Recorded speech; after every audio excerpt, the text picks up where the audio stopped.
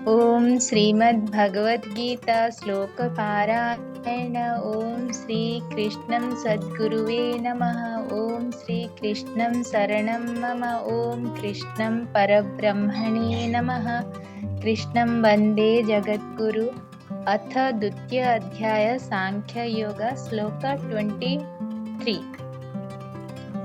नैन्यं छिन्दन्ति शस्त्राणि नैन्यं दाहति पावकः न चैन्यं क्लेदयन्तोऽपि न शोषयति मारुतः। श्री कृष्णार्पण। आप पढ़ना चाहते हैं तो पढ़ लीजिए, फिर हम इस श्लोक का ये करेंगे। न प्लस एनम। न मतलब नहीं, नहीं। एनम मतलब ये आत्मा। छिन्दन्ति मतलब छिन्न, छिन्न विछिन्न, खंड विखंडित करना। शस्त्राणि कोई भी शस्त्र के द्वारा। नैन्यम फिर से नैन्यम है वो। न प्लस एनम, ना का अर्थ है नहीं, और एनम इस आत्मा को। दहति, दहति मतलब जला देना, दहन करना। पावकः अग्नि, पावक मीन्स अग्नि। न चैन्यम, ये न चैन्यम होगा च प्लस एनम। और इस आत्मा को और क्या क्या है? क्लेदयन, क्लेदयन्तः, क्लेदयन्ति। क्लेदयन्ति का अर्थ है गीला कर देना, आर्द्र करना, भिगो देना। शोषयति, शोषयति का मतलब शुष्क कर, सुखा देना। मारुतः, मारुत का मतलब पवन, वायु। तो इसमें संधि विच्छेद जो है, तीन शब्द का संधि विच्छेद है। नैन्यम न प्लस एनम, और चैन्यम च प्लस एनम, और है क्लेदयन्तोप, वो है क्लेदयन्ति प्लस आपह। आप का मतलब जल। तो इस श्लोका का अर्थ है, आत्मा को खंड विखंडित किया नहीं जा सकता, अग्नि जला नहीं सकती, जल यह इसको भिगो नहीं सकती, वायु यह वायु इसको सुखा नहीं सकती। ये है आत्मा के लक्षण। आत्मा के लक्षण है इसको अस्त्र, कोई भी अस्त्र शस्त्र इसको खंड विखंडित नहीं कर सकते। अग्नि यहाँ इसको जला नहीं सकती, अग्नि यहाँ को जला नहीं सकती। जल इसको भिगो नहीं सकती, वायु इसको सुखा नहीं सकती। तो इस श्लोका का हम थोड़ा सा भावार्थ देखते हैं। हमारा जो मनुष्य शरीर है, ये शरीर, हम जब मनुष्य खुद को मैं कहते हैं या मनुष्य शरीर, ये चार चीजों से बना है। एक जो हमारे आंख को, भौतिक आंख को दिखता है, वो भौतिक शरीर। इसके बाद मन, बुद्धि और आत्मा, ये चार चीजों का सम्मिश्रण है हम मनुष्य। तो शरीर हमेशा भौतिक आंखों को दिखता है, लेकिन इसमें जो मन, बुद्धि और आत्मा जो है, ये भौतिक आंखों को दिखता नहीं है, क्योंकि ये बहुत ही सूक्ष्म से और सूक्ष्म है। लेकिन हमारा भौतिक शरीर जो स्थूल है, स्थूल पदार्थ, स्थूल भौतिक चीजों से बना है, इसीलिए हम इसको देख सकते हैं, महसूस कर सकते हैं। इसीलिए बाहर की जो भी चीजें हैं, अस्त्र शस्त्र कहिए, जल, वायु, अग्नि, ये सब स्थूल अणुओं से बनाए बनाए बनाए गए हैं। तो स्थूल वस्तु से बनाए गए चीज स्थूल वस्तु को ही कष्ट पहुंचा सकते हैं। वो सूक्ष्म वस्तु को कष्ट कभी भी पहुंचा सकते, क्योंकि वो सूक्ष्म है, किसी भी चीज के दायरे में आने वाले नहीं है, किसी भी चीज की पकड़ में आने वाली चीज नहीं है। मन को कोई भी चीज खंड विखंडित नहीं कर सकता, जल, अग्नि, वायु कुछ भी नहीं कर सकता। मन से भी सूक्ष्माधि सूक्ष्म है आत्मा, मन से सूक्ष्म बुद्धि है, बुद्धि से भी और सूक्ष्म से भी सूक्ष्म आत्मा है। अगर मन और बुद्धि को ये सब चीज, स्थूल चीज छू नहीं पाते हैं, तो आत्मा जैसी सूक्ष्मादि सूक्ष्म चीज को और दिव्य चीज को ये स्थूल चीज कैसे छू सकती है या कष्ट पहुंचा सकती है? ये इस श्लोका में कहा गया है। आत्मा जो है हमारा अति सूक्ष्म स्पंदनों से तैयार हुआ है, अति सूक्ष्म। लेकिन हमारा भौतिक शरीर अणु परमाणु से, अति शक्तिशाली अणु परमाणु से, स्थूल पदार्थ से बनाया गया है।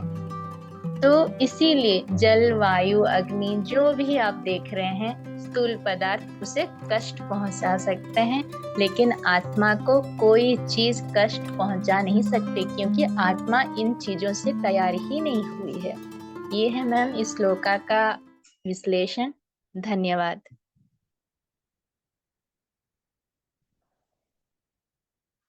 और किसी को कुछ इस श्लोका के बारे में कहना है तो कहिए, फिर हम 24th श्लोका करेंगे। मैम मुझको तो कुछ नहीं कहना है, बट थैंक यू। और ये श्लोका काफी श्लोका समझ में आया मैम सभी को? Yes yes yes. और शायद इसलिए भी यहाँ पर यह श्लोक बोला जा रहा है क्योंकि अर्जुन ऐसे पहले बोला है कि मैं अपने परिवारजनों का हाँ अनहित नहीं कर सकता। तो हाँ इसलिए शायद यहाँ पर कहा। कई सारे रीजंस दिए, मतलब कृष्ण कई तरह से समझा रहे हैं ऐसा लग रहा है। और ये कई जगहों पे यूज होता है, खास करके मतलब जब कभी मतलब हम लोग किसी को ये समझाना हो कि आप बीमार, मतलब या तो मृत्यु ही हो गई हो, और किसी को समझाना हो कि भाई नहीं, मतलब ऐसा कुछ नहीं हुआ है कि उनकी मृत्यु हो गई है, तो वहां पर भी ये वाला श्लोक बड़ा काम आता है। Yes sir ma'am, thank you. हाँ, अगर कोई और नहीं बोलना चाहेगा तो हम 24 कर सकते हैं। क्लेद्यं शोष्यम् एव च नित्यः सर्वगतः स्थाणुः अचलम् अयं सनातनम्। श्री कृष्णार्पण।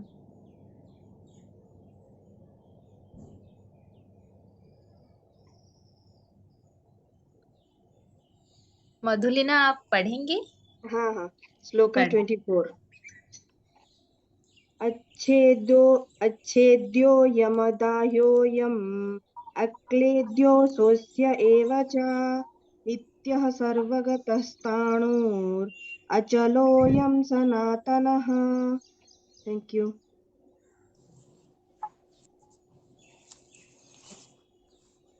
मैं ट्राई करती हूँ। हाँ। अच्छेद्योऽयं दायोऽयम् अक्लेद्यो शोष्य एव च नित्य सर्वगतः स्थाणुर् अचलोऽयं सनातनः। Thank you ji. Bhagavad Gita thank you ma'am. दूसरा चैप्टर, श्लोक 24 पढ़ूं मैं?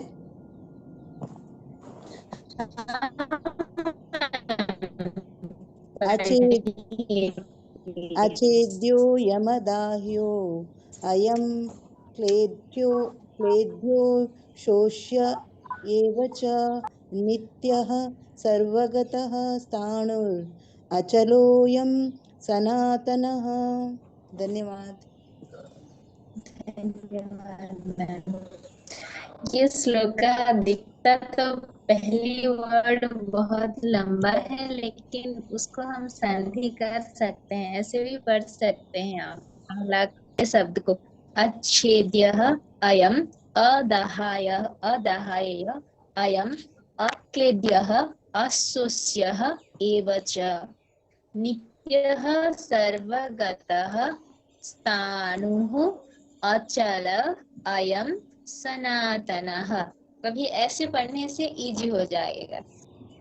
ये पहले का संधि है। इसका अर्थ सबसे पहले देखते हैं हरे आपकी आवाज ब्रेक हो शब्द रही है का पद्मा। अच्छेद्य। अच्छेद्य का मतलब जिसको छिन्न विच्छिन्न किया नहीं। हेलो। हाँ, अभी अब ठीक है।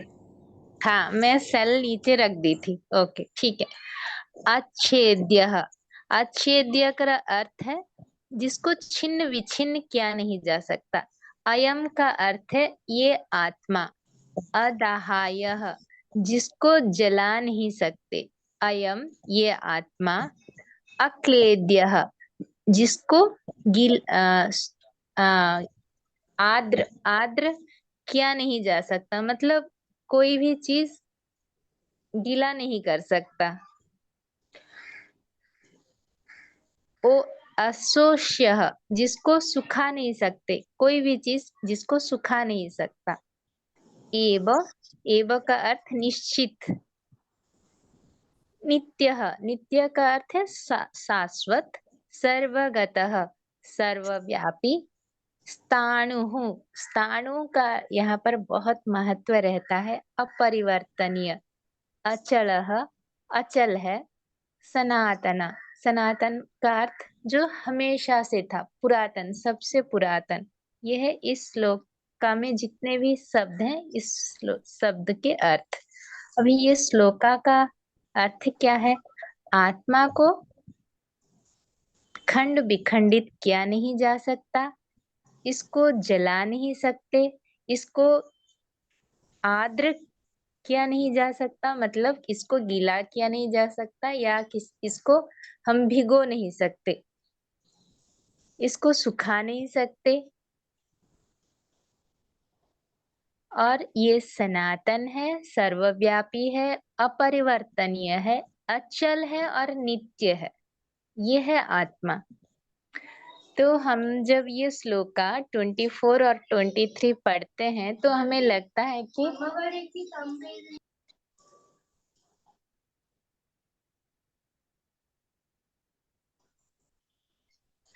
आत्मा को देखिए, आत्मा को इस श्लोक का 23 और 24 में अब देखेंगे तो हम 23 श्लोका और 24 श्लोका को अगर आप देखते हैं तो आपको लगेगा अरे ये दोनों श्लोका तो एक जैसे ही है, एक ही बात दो बार कहा गया है।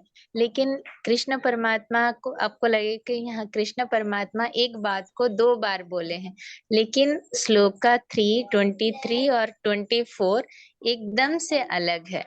श्लोका 23 में हमें कहा गया है कि आत्मा को आत्मा को कोई भी शस्त्र अस्त्र छिन्न विछिन्न कर नहीं सकते, खंड विखंडित नहीं कर सकते, और अग्नि इसको जला नहीं सकता, और इसको कोई भी पानी इसको गीला करने भिगो नहीं सकता, और वायु इसको सुखा नहीं सकता।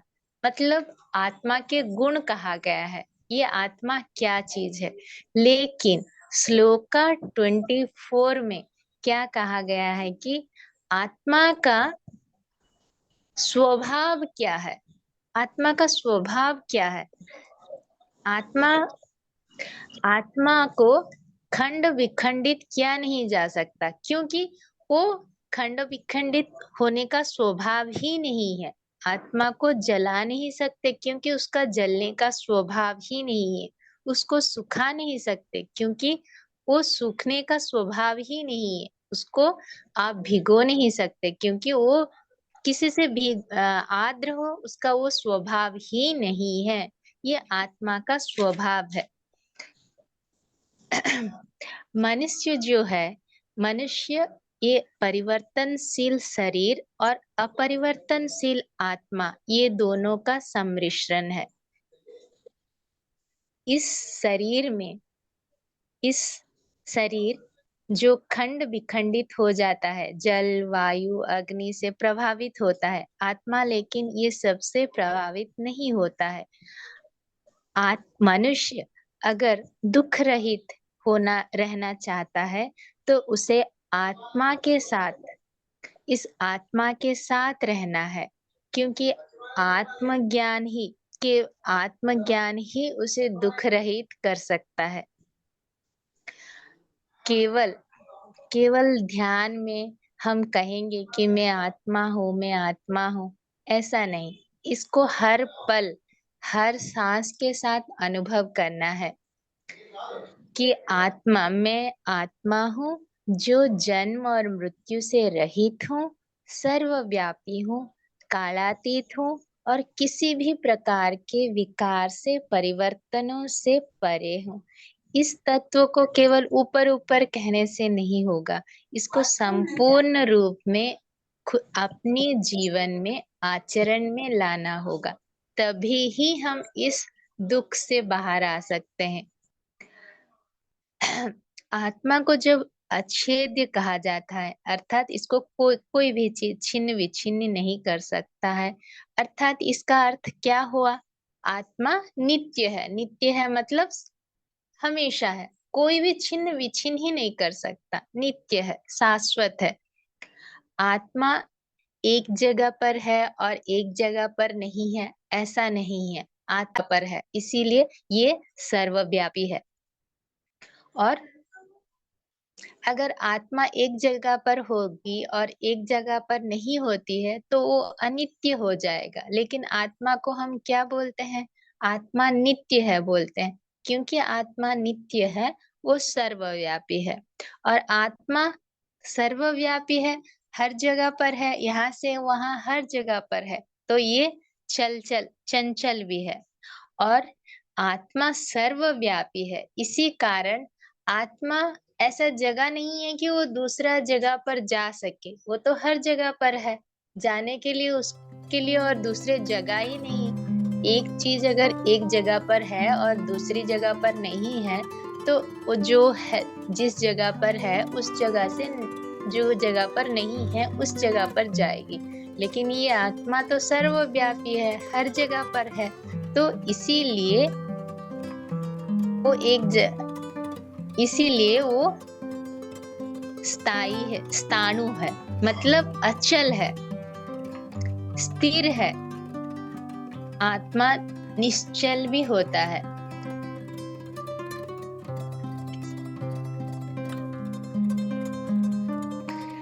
देखिए, आत्मा का आना जाना नहीं है, आत्मा हमेशा है। जिस चीज का आना जाना होता है, आदि होता है, अंत होता है। जिसका आना होता है उसका जाना भी होता है। जैसे मनुष्य शरीर का जो सृष्टि लेता है वो फिर विनाश भी होता है, लेकिन आत्मा का ऐसा कुछ भी नहीं है। आत्मा ना कभी आती है ना कभी जाती है, वो हमेशा रहती है, इसीलिए वो सनातन है। अर्थात इसका सनातन का अर्थ क्या है? इसका सृष्टि रहित है। जो सनातन नहीं है वो सृष्टि होता है और उसका विनाश भी होता है, क्योंकि आत्मा का आना जाना नहीं है, वो सृष्टि रहित है, वो सनातन है। आत्मा का गुण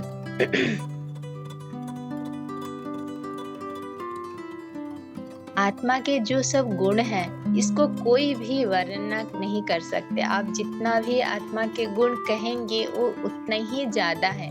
लेकिन यहाँ पर कृष्ण परमात्मा आत्मा के बारे में इतने सारे चीजें क्यों कह रहे हैं कि कोई एक भी चीज अगर इंसान को मन को छू ले या इंसान पकड़ ले तो इस दुख भरे संसार से वो बाहर आ जाए कि मैं शरीर हूँ जो सोचता है, उससे बाहर आके मैं आत्मा हूँ और आत्मा के इतने सारे लक्षण हैं।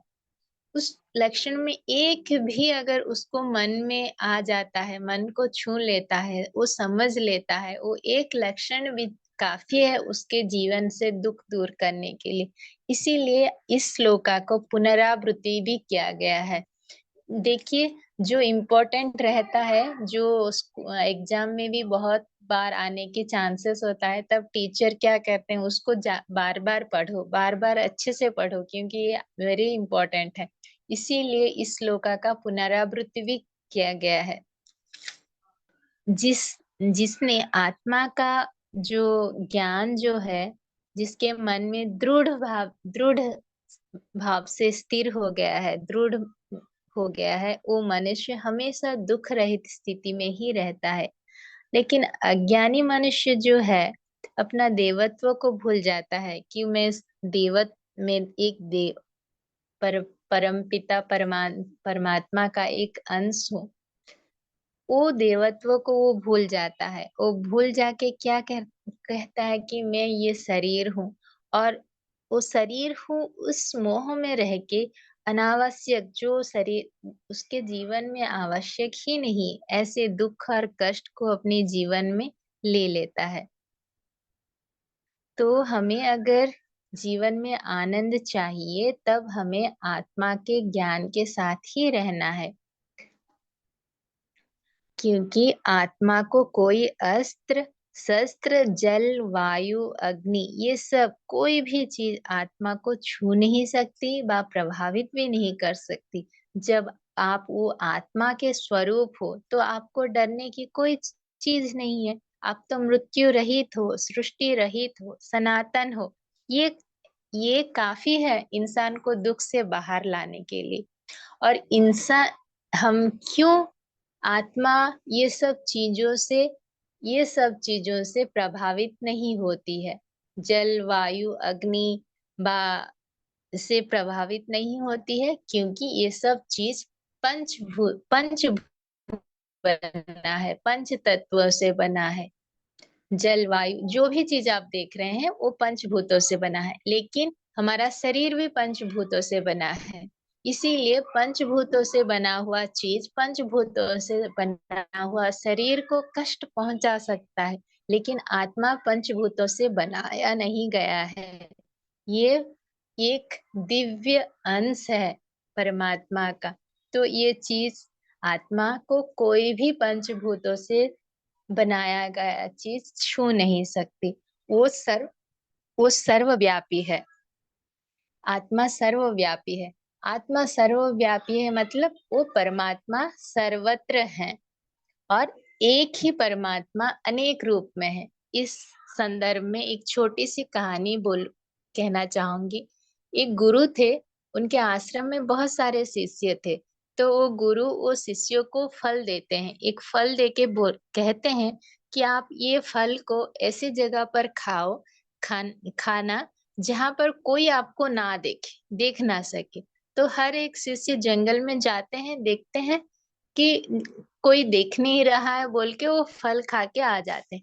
लेकिन एक शिष्य हर जगह पर घूमते घूमते घूमते सुबह जाते हैं, शाम हो जाता है, फिर शाम को फल लेके गुरु के पास आ जाते हैं और बोलते हैं गुरु को क्यों आप नहीं खाए। तो गुरु शिष्य बोलते हैं आप बोले कि ऐसे जगह पर आप ये फल को खाना जहां पर आपको कोई भी ना देखता हो, ना देखे।